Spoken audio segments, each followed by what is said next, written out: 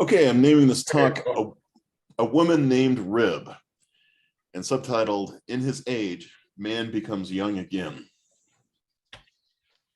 And JJ, this one is for you. You're the closest to OSJ, so I'd like to dedicate this. Okay. Before we jump in, a little warm-up. This is a sculpture from Iran, the old Babylon.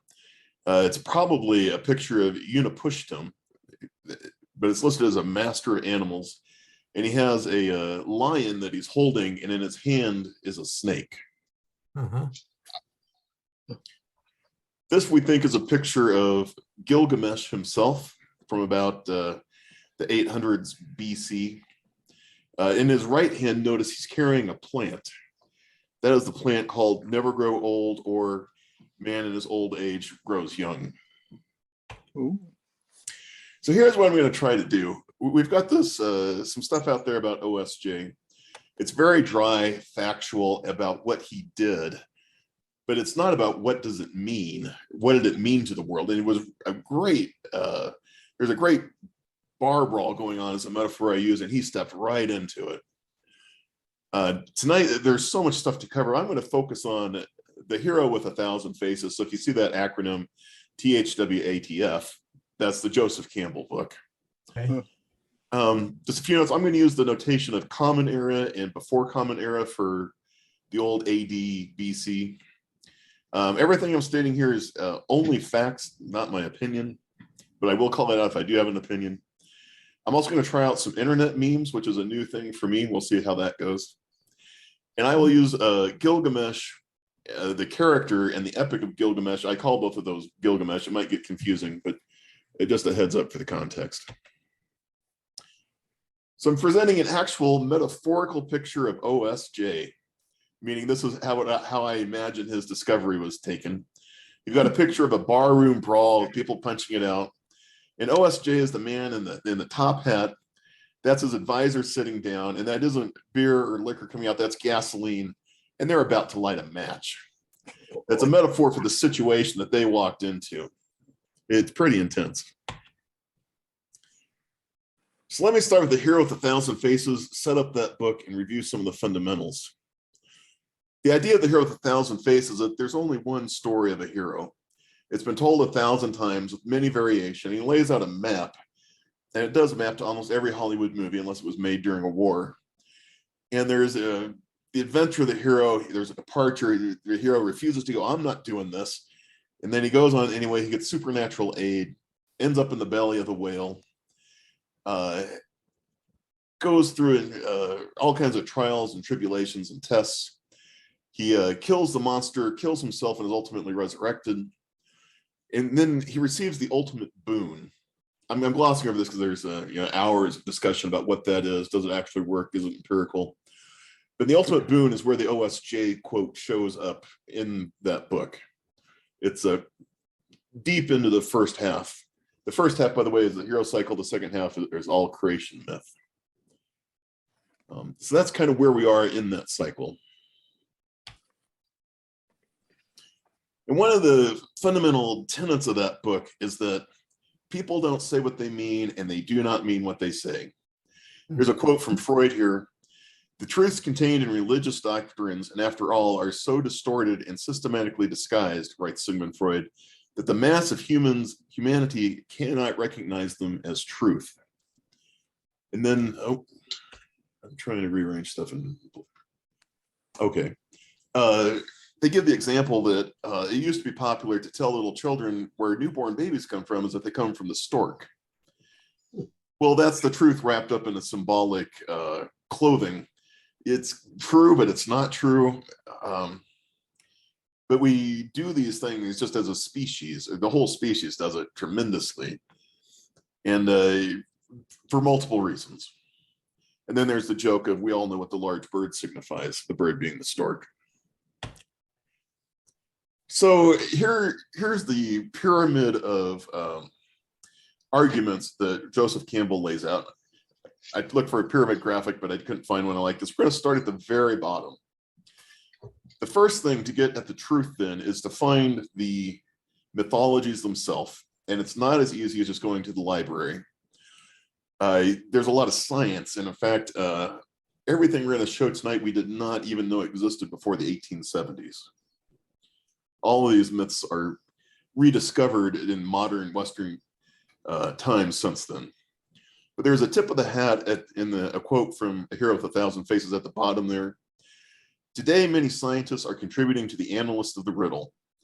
A generation of Orientalists has thrown open to us the sacred writing of the East as well as the pre-Hebrew sources of our Holy Writ. That's a tip of the hat to OSJ. He is out in the field doing work, discovering things that were not known before. And that's science or discovery or exploring, understanding things, finding the facts, locking it down. Tonight, we're going to spend a lot of time down in the science part of it.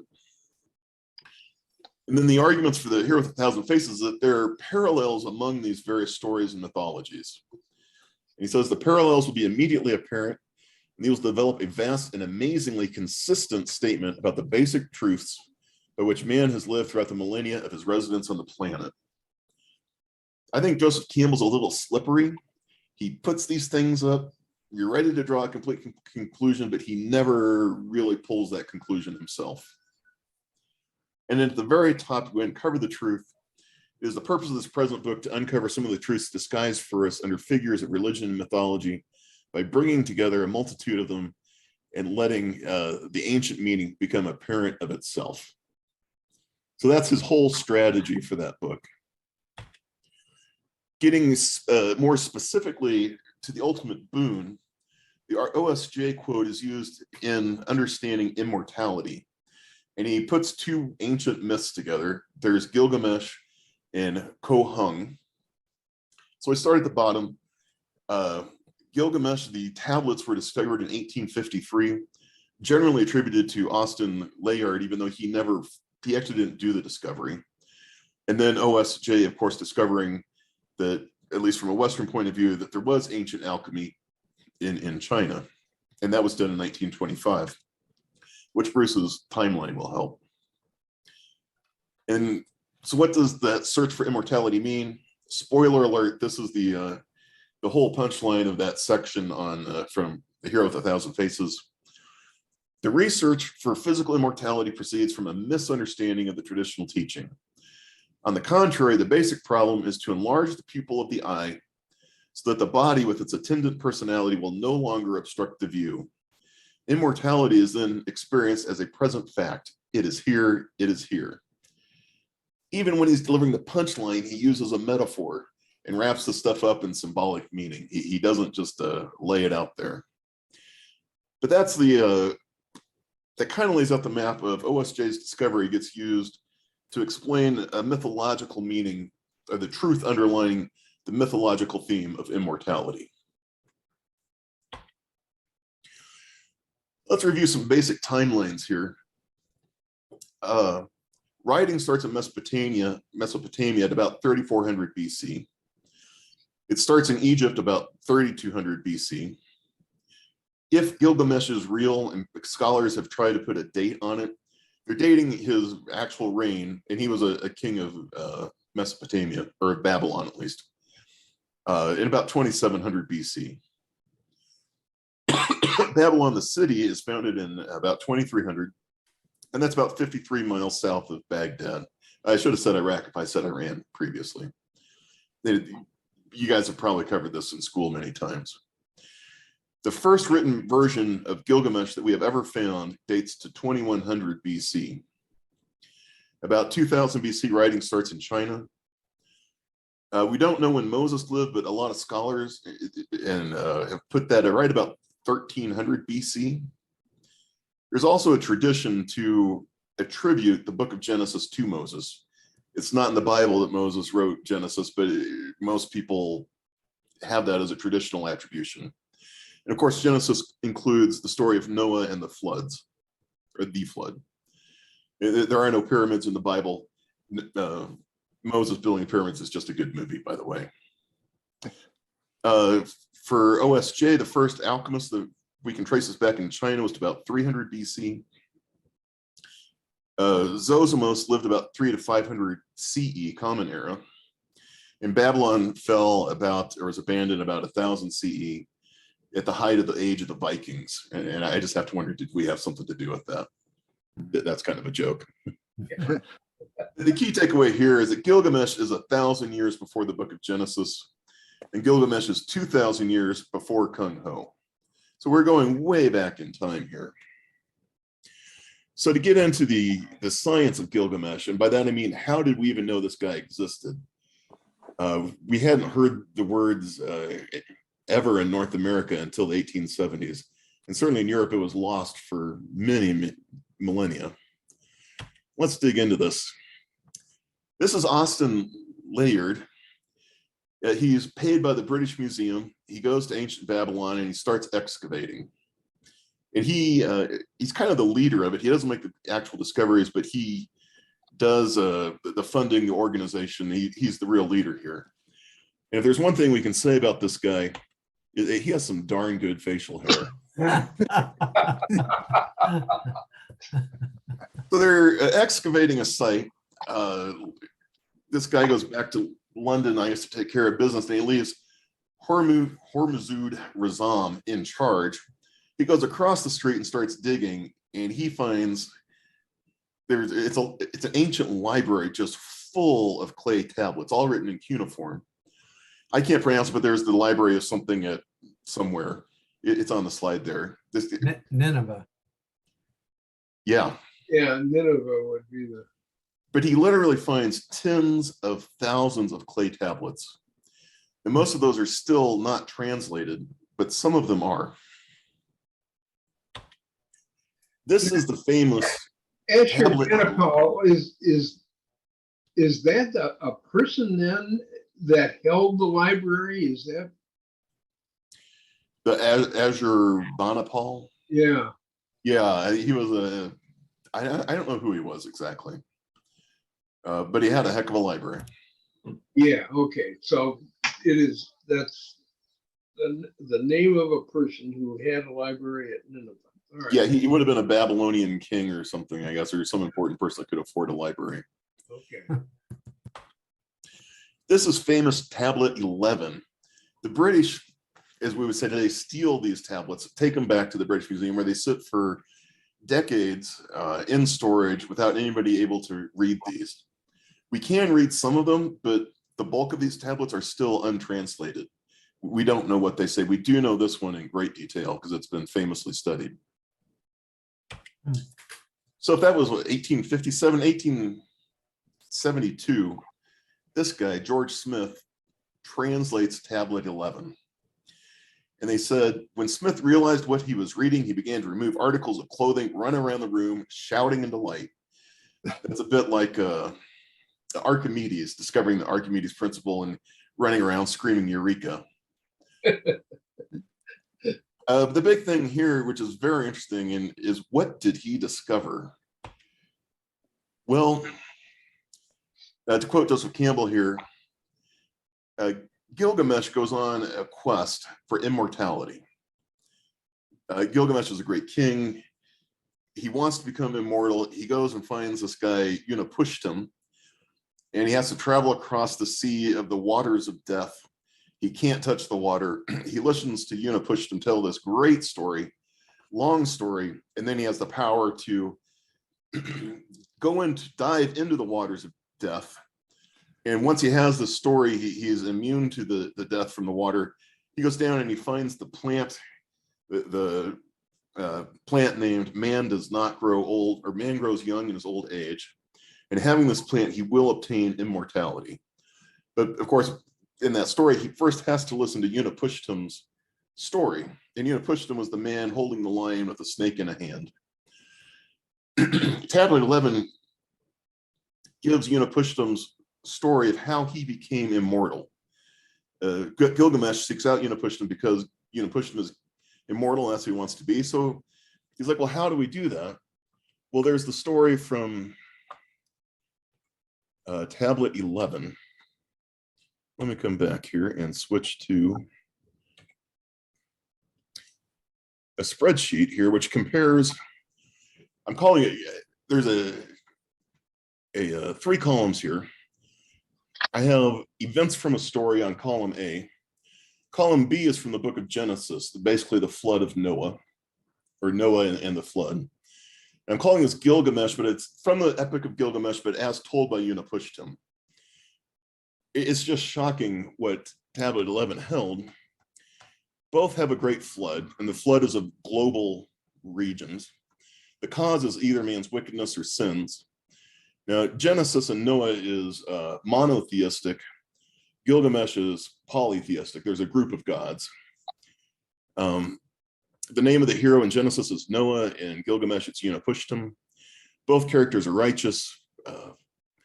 Noah hears it directly from God. Gilgamesh gets it in a dream. They're ordered to build a boat. They both complain about the boat.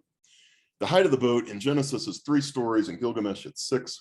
But this is not my analysis. This is somebody else's. Okay. The ark has many compartments. They both have one door and at least one window. The outside of it is covered in pitch. Noah's ark is rectangular. From Gilgamesh, it's circular. They both put family members on. Unapushtim gets a few other people. They collect all species of animals. They load it 2 by 2. There's heavy rain. Biblical, it's for 40 days, sounding like a Vegas vacation. Gilgamesh is 6 days, 7 nights. When the rain stops, they're trying to find land. They release birds. In the Bible, it's a raven and 3 doves. In Gilgamesh, it's a dove, a swallow, and a raven. Noah lands on Mount Ararat. That's a tradition. That's not biblical fact. Unapushtim lands on Mount Nisr. Those are about 300 miles apart. There's a sacrifice after the flood. Noah is blessed and told to go be fruitful. Unapushtim becomes immortal. And both either the god or the gods agree never to flood the earth again. Let me come back here. Well, that causes a little bit of controversy. So using some internet memes here, we've got the Monty Python boys going, burn the heretic. And an internet meme, another one here is Moses writing the book of Genesis, copying off the Epic of Gilgamesh. And this is the barroom brawl that OSJ walks into. By the way, once Gilgamesh dives down into the waters of death, retrieves the plant that will give him immortality, as he's returning home, he stops to take a bath. A snake comes by and steals the forbidden fruit, and Gilgamesh remains mortal forever. Well, they've gone through, well, one point here is that alchemy has to deal with, usually you mix stuff, you transmute metals, but there's often a theme of immortality. Yep. Here, Gilgamesh has a plant. It's an herb, a medicine, something of a physical nature that will give him immortality. And if that is alchemy, that's kind of at the edge of the definition of alchemy, perhaps. That's 2,000 years before Chinese alchemy. It was going on in Babylon. Oh, by the way, there's also quite the book of Genesis, or the Garden of Eden story in the Gilgamesh stories. Instead of a woman being made from the rib of man, there's a woman named the rib of man. There are 2 people in a garden with a tree and a snake, and it's not as tight as the Noah parallel, but it is very close. So let's talk about OSJ here and his understanding and discovery of Ko-Hung. This was my attempt at doing what Bruce did in much more detail. He returns from China after 14 years, gets a PhD, and publishes a book in 1925. OSJ's motivation, he said the writer, referring to himself, became increasingly interested in the supernatural beliefs of the Chinese. His professor, E.T. Williams, took Chinese alchemy. I wish I knew if there was an aha moment when OSJ went, this is new. Nobody knows this. I'm the only person in the West who knows Chinese alchemy existed. It'd be really fun to have a diary or something like that to understand that. That's what movies are for. Yeah. Well, then this is the actual how Joseph Campbell delivers this, the quote. To this very day, the possibility of physical immortality charms the heart of man. Gives some modern references and then goes back to China. Chinese Kohang saying 3 pounds of genuine cinnabar and so forth will give you immortality. OSJ says having read a lot of different alchemical recipes, the recipe is quite complex. The method of taking it is just like you would say a doctor, take 2 pills for 10 days every day and you're fine. Yeah. And then it ends not with an OSJ quote, but a friend one day arrived to pay visit to the solitary experimenter philosopher, and all he found was Kung Ho's empty clothes. The man was gone. He had passed into the realm of the immortals. So I'm trying to frame up the Joseph Campbell story there. Joseph Needham, the guy on China, has the quote, "By far the widest influence was exerted by the book of Obed Johnson, finished in 1925. Boy, there's got to be a lot of meat on that. Yeah. Arthur Whaley, who I don't think OSJ ever met, actually wrote the sequel to OSJ's book. I have not analyzed that, but if people are writing sequels, that's a big deal. And let me stop there and come off a share. That is just great, Jay. I have that the book about Hero with 1,000 Faces, and I haven't looked at it for many years, and I was frustrated with it. I recall in the same way that Campbell gives this wonderful buildup, and then it kind of and then he kind of closes the door. What does this mean, or what generalization? So it's very diplomatic. So he sort of offends in certain ways, but then never quite Delivers. So Yeah. I've remembered many times in these interviews he did with Bill Moyer, of which you can still buy tapes of, I think, and they're just so many hours that I'm not inclined to do that. But I remember Moyer's egging him on about the heroes that he had encountered visiting with native peoples all over the world. And so Campbell launches into this story that he was sitting around a campfire with some natives somewhere. And he says, so who is your supernatural hero? That's what the way we would phrase it today, whatever he said. And so they started enthusiastically telling him about the real hero. And so they said, this fellow said things that many didn't like. And he said them so forcefully that there were good people in the world and bad people. And so the bad people took after our hero. And the first thing they did was beat him till there was almost nothing left. Then they turned him into a stone and tied more stones to him and threw him in the river. And then Joseph Campbell said, I was leaning forward. I knew he was coming back.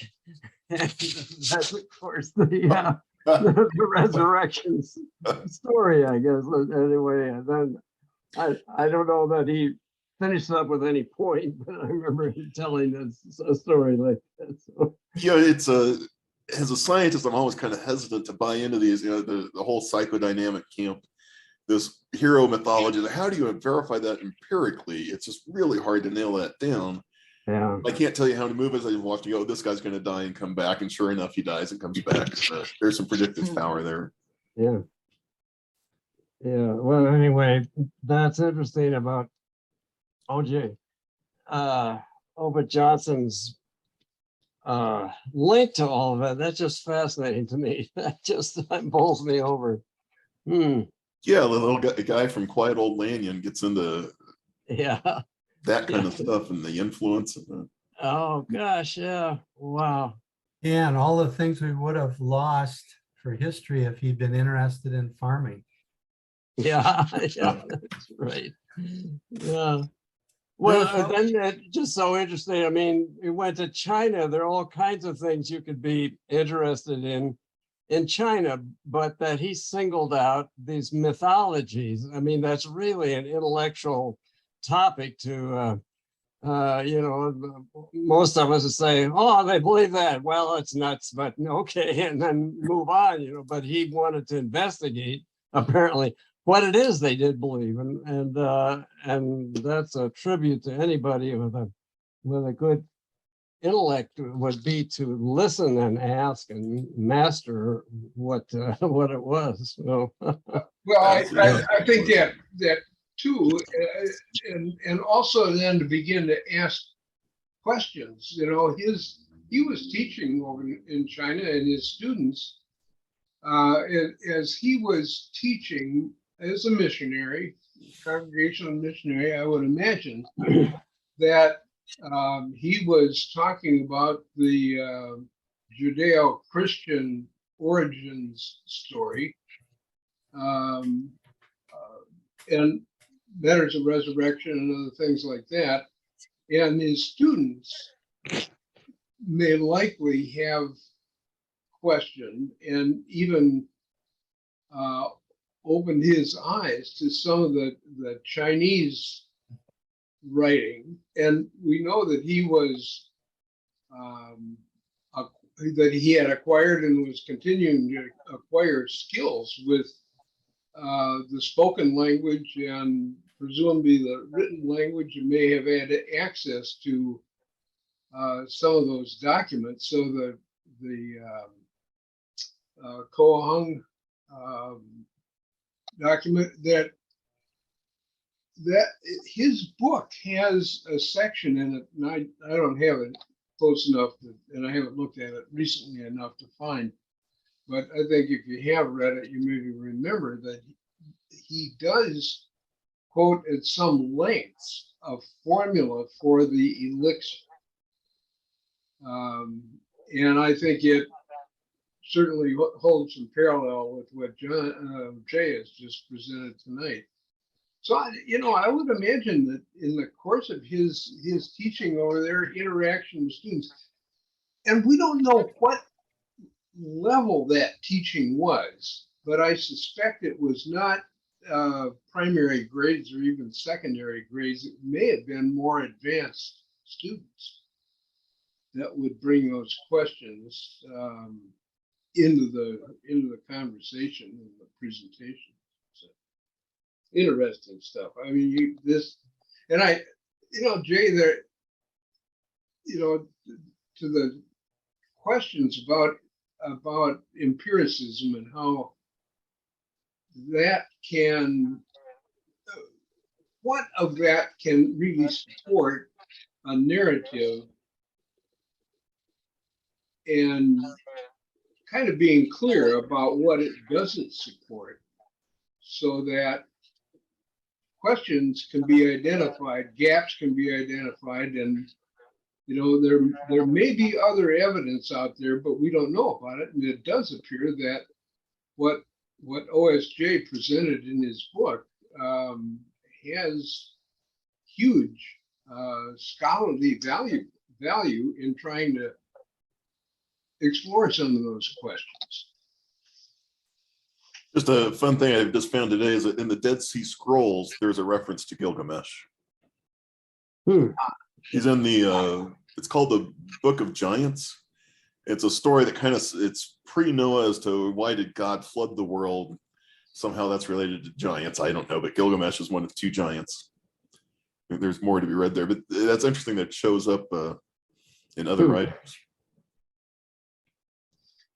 Well, and I think their global view of floods is really interesting, because I mean, they didn't have any drone aircraft to go up and see how extensive these things really were. So they were observing from their perspective that their whole world was flooded. Yeah, which is a tiny part of it. yeah, that's flooding is an interesting thing.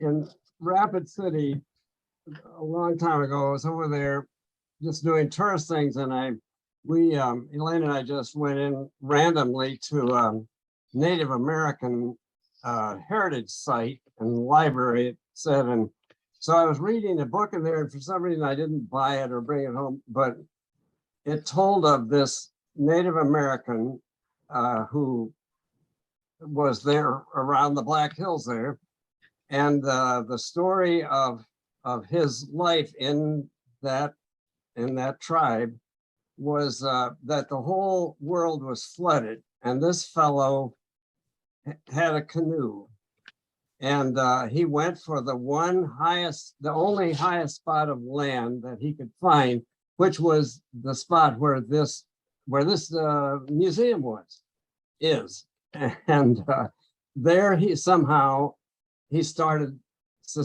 human beings, and that's where we all came from now. Okay, So, their origin story. I guess I Yeah. didn't touch on the Jungian universal subconscious ideas